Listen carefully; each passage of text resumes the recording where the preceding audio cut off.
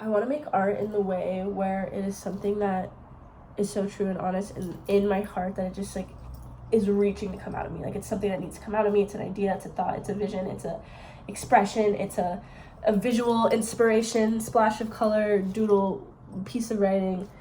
That's just the way I've always made art. That's just the way I've always done it. And I also never really, as in all my years of being an artist and wanting to be an artist and like wanting to like continue the practice, I never even really felt a super strong desire to like monetize my work. It was more so like I just need to make this. And I also see business in that way, where I see business as a vessel that I can invest my time, energy, resources, money, attention, labor, like vision into a vessel that then generates an outcome that I want to bring to the world. Or like there's a gap that I see and I want something to exist that doesn't currently exist, and like through that business becomes an art form, right? And Rick Rubin always preaches about this, like you got to make for you and be selfish about it, because when you make for you, that's how you end up. If the audience resonates with it, great, that's awesome, like you did something, but like ultimately it's about you and your process and your ability to channel that and like translate something into something else. Language, I don't know, that wasn't her. Anyways, roundabout long ass intro for me to get to the point, which is that I am currently working on designs, postcard designs for a corporate company. I have a postcard project.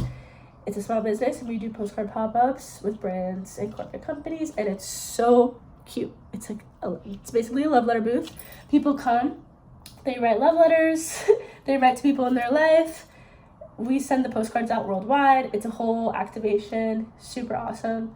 I love being at the events. I love seeing that live. I love having a stack of hundreds of postcards and like sending them out and sending out mailbox surprises to people. I genuinely think of the project as a whole as like my art form, and like maintaining it and growing it and networking with people and ideating and shifting little things and having little experiments and losses and having things work and having things fail. Like that is my art in the context of business, because I think business is an art form and art is business. Business and art are the same thing. It's two different languages of the same thing. I'm super congested, by the way. That's why I sound so nasally. That is my thing. I have such resistance with like designing the postcards for the brands or the companies that are having us at these events. I mean, eventually I can just work with different artists and work with different designers that kind of specialize in this thing, but like because I'm an artist that makes from the heart, it's very difficult for me to design postcards for brands. And I don't ever want to complain, because like I'm so grateful and this is like my dream job, and like it's been so cool to see something come to life in this way. Like I really have brought something to life. But it is a challenge for me when it becomes time to whip out these postcard designs for brands. Anyways, that's what I'm doing. And I was thinking, like, I want to, like, if we're going to play off this Rick Rubin make art for yourself type of vibe, like, I want to make a long form YouTube video, podcast style, chatteroo, girl. And just hang with you guys. It's been a minute since I've been on YouTube, and I think like it's funny because YouTube is honestly my favorite platform, but I have like spurts with it where I just go on YouTube. I have that with every platform actually. Like I have it in spurts, and then I go to the next, and I kind of hop around from platform to platform until I feel like switching up. And I know if I just focused on one at a time, maybe I would actually see results on one of them, or like start talking to people in a way that is efficient, but I just haven't gotten there yet. I will get there eventually. But I've just had a lot going on recently, and a lot of lessons, strangely enough, and like not to sound egotistical, but this is just what's coming up for me. I'm just going to talk as it comes up randomly. I didn't really prepare anything for this video, and I'm multitasking. I'm sketching. I don't know if you can see it. No, you can't. I've had a lot of things come up recently about me seemingly looking for other information, or looking for the answers, or looking for mentors, or a guide, or like something, looking for the answers in some way. and being repetitively reminded, like, girl, you already have them. Like, you already know what to do. You already have everything you need. You have God in your corner. I'm so well positioned right now. I feel like I believe in myself more and more every single day. Like, genuinely, I'm like at that point where I really feel connected and aligned and like stoked on what I'm doing all the time, which is super cool. And for that reason, like, I don't need anything. Like, what are you looking for, you know, and that kind of thing. And I had an experience just this past week where I thought I was going to be meeting with someone that like was super ahead of me in their business journey, and like that this was going to kind of like unlock something for me and like blah blah blah. And sure, it did, but what it unlocked was basically like that I don't need anybody else. Like, I know, I mean, not in a rude way. Like, I think that there is a lot to learn from working as a team and learning from other people, but like where I'm at right now in my journey, I know exactly what I need to do. It's just about the emotional regulation, me showing up, the me being consistent, like all of the me learning to become that person and maintain the identity things that are coming up that are going to get me to this kind of like next step. It's not like anything outside of myself. And that is honestly like, I feel really grateful to have had that lesson, because even though I logically knew that, I think sometimes you need life to like really show you. And like this situation kind of slapped me in the face where I was like, oh girl, like no, you know, and this is like, you don't need excuse me, oh my gosh, I'm like so sick. I think a lot of times like we, especially us like young people, you'll know something, but because you don't exactly like have the tangible thing yet, or like know how to communicate it fully, there's like a hesitancy when like the only thing to really do is just trust yourself and keep pushing forward. So that's something I've been thinking about. On the subject of the postcard project, I wanted to talk a little bit about like when I first started this about a year ago. I entered with the mindset of like, you know, this is like a passion project. I don't need to take money out of this for a long time. Like, I just want it to exist. It's not about the money. Obviously, like, it's a postcard project. I just spit everywhere. I wasn't thinking about making the business that'll make the most money in the fastest way right away, right? And for that, I was doing it with a friend when we first started. So like, two of us, like, there's definitely not going to be profit taken, distributions taken for a long ass while. So I kind of had the mindset of like, you know, obviously do this and give it my all, but I'll kind of lean on freelance work to like give me the financial stability I'm looking for on the regular day-to-day. And now things are kind of looking like, if I put all the energy that I put towards like freelance stuff and maintaining freelance stuff and like, you know, getting more freelance stuff and just even doing this projects that I currently have, like I've done projects where I was never paid, like all sorts of craziness of me doing different things.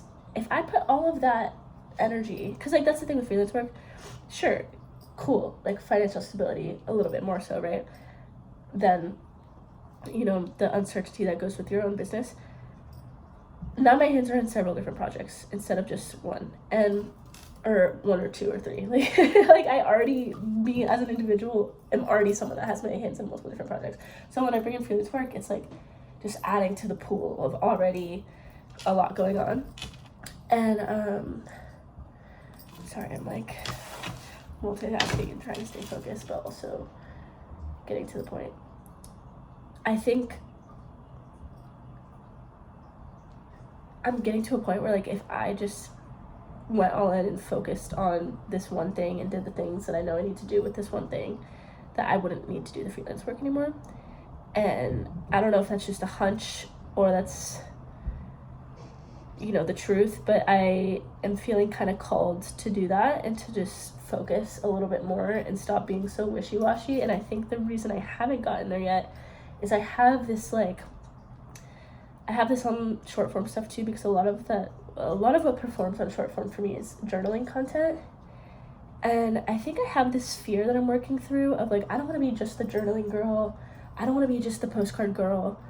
Me making this business come to life, this project, calling it a business makes it sound like so head ass, like it's a postcard project. But it is a business, it's a small business. I don't even like saying small business because it's gonna be a big business one day, like small business is already undercutting it, but whatever. I think I know logically that you can always redefine yourself, you can always pivot, you can always change your mind, you can always grow, evolve, we're constantly shape-shifting, adapting. Gabby Abrow, Saishoon always says that, like, and evolving, right? And I know that logically to be true. But I have this fear with the internet, maybe just because I've only been on it for like a short amount of time, that I'm gonna pigeonhole myself into being the journaling girl or the postcard girl or just one thing, when I feel like that's not really the truth of my work or like what I want to be fully known for. Like, sure, I can be known for that for a bit to like as I build those things, but that's just not the whole thing, right? And I think that this perspective is a little off, but what's a girl to do? I'm drawing a skyline right now. Yeah, so I think like that has been what I'm currently working through in terms of like, it doesn't have to be that way, and like we can redefine these perspectives so that you can do all of the things and have successful companies and build up those pages while also being true and honest and yourself at all given points of time.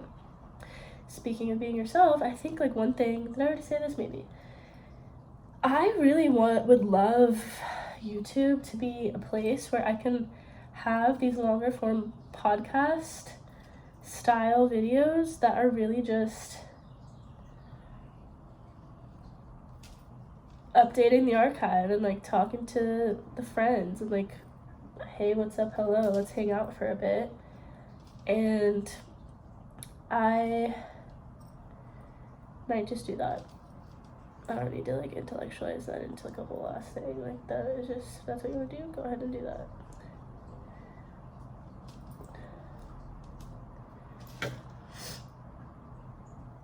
I think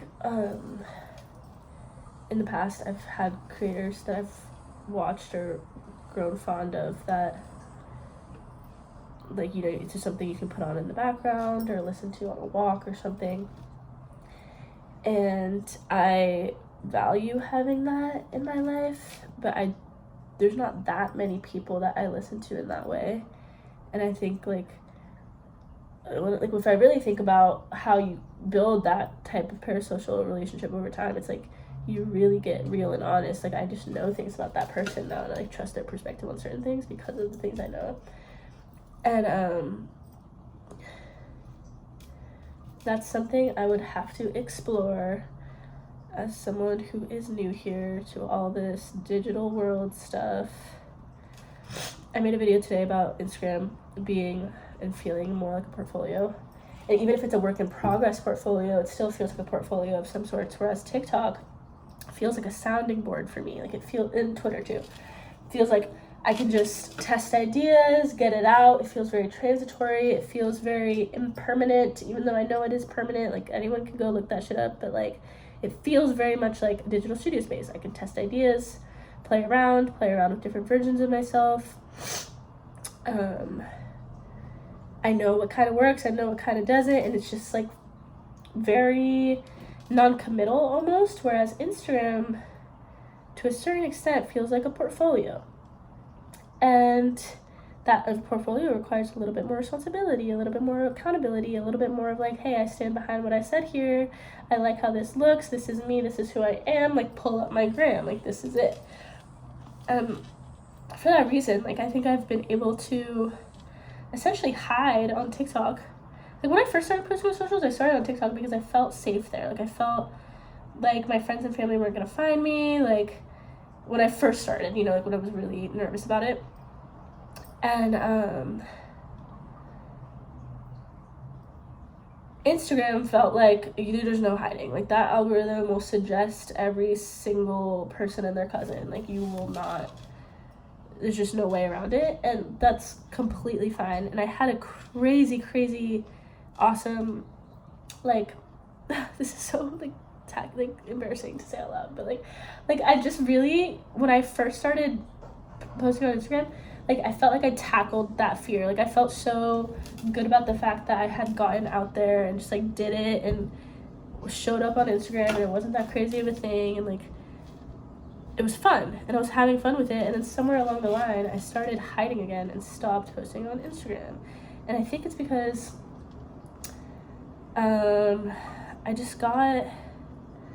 got a little caught up in it, I guess. And I think I got caught up in the trial reels feature because I was just like repurposing a lot of stuff that I'd already done and just putting it on trial reels, and then whatever worked I would post. But then now it's not like an entire body of work because you're missing all of the missing parts of the posts that didn't perform, and it's just like kind of like the weird broad collectively ones that did, and then it's like, okay, that's not real and honest, or like the full picture.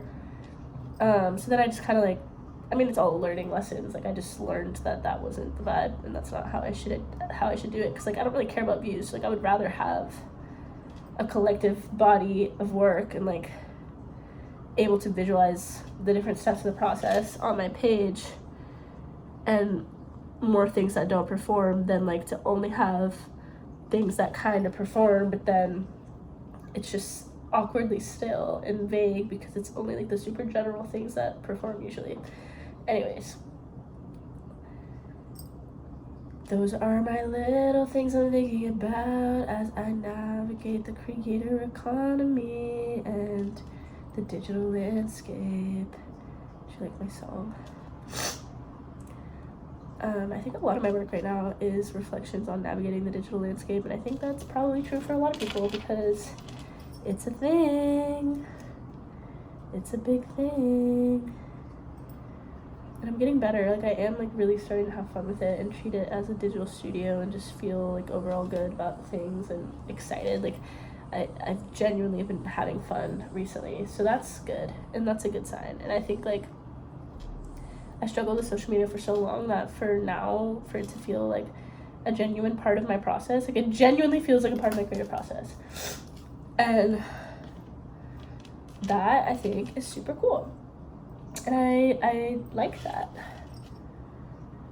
So you guys want to see what I have so far? I'm drawing a doodle of New York. Am I allowed to say the company? I don't know. I think so. We're doing an event with Reddit. This is actually our third time working with Reddit. And I'll tell a quick story, I guess, of, I'm so congested. I'm so sorry. You guys have to listen to me so nasally. What was I saying? Oh yeah, Reddit. So last year we thought, me and Shia, because it was me and my friend Shia that started this postcard project, we thought the small business was gonna die. Like, we had a good first 3 months. We were kicking. We were like having so much fun, having so much momentum and energy to put towards it, and then boom, it just kind of like flatlined. And we were like, oh no, like it's gonna die. And then out of the blue, we like, it literally was an inbound opportunity. Like, we did not look for this, it just kind of happened, and it was such a godsend and so exciting because we were like 3 months old. Reddit, like, no way. That's a huge corporate client. Like, that's a huge company to be down to have us and to want us there. Like, that is huge. And since then, this will be our third time working with them. And another reason that this was like a game-changing client for us and like a really big deal was because it unlocked B2B2C. And when I first started my business, we were going to festivals and farmers markets and just selling postcards. We were being like, hey, send a postcard. Very quickly, I realized, like, I don't want to charge people to send a postcard to their loved one. Like, sure, like, it's cute. You might get some people that are gonna respect it and be like, oh, so cute and nostalgic, like, what a good idea. But generally, it's such a cute little thing, like, you don't want it to be about money. And when we did this first event, we unlocked B2B2C. B2B2C meaning that the company pays us to come and put on the activation so that the guests at their event can send a postcard for free. And this, like,